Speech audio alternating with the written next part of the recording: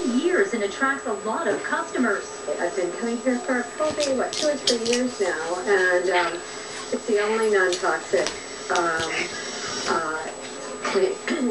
dry cleaner in the area.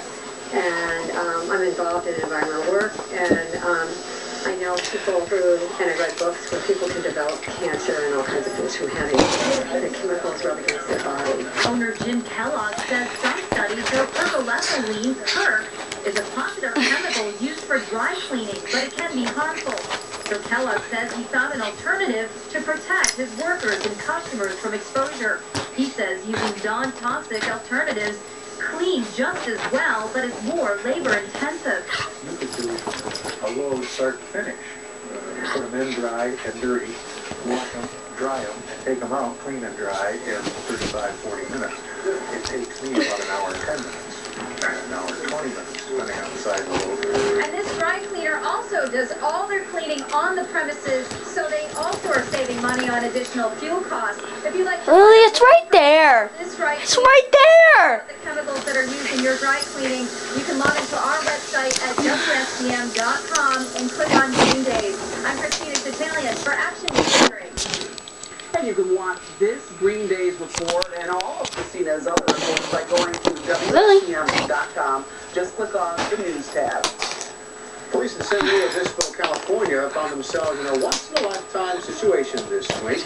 A giant elephant seal tried to cross a busy highway. It seems the seal slipped away from its herd when he thought it was time for a change of scenery.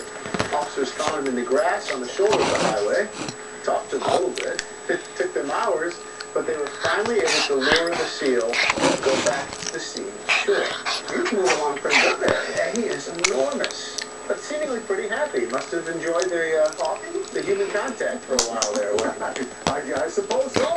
I bet that seal could have withstood the winds we had today. You know?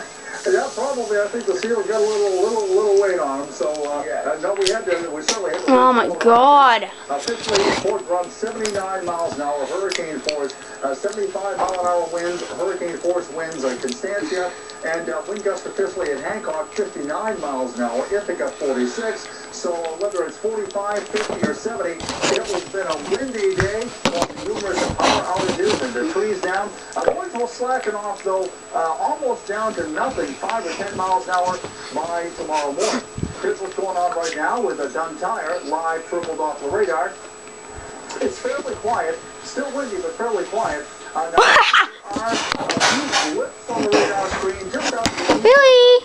A few light, very Well, that's my video. snow Bye now. showers up there in the north country.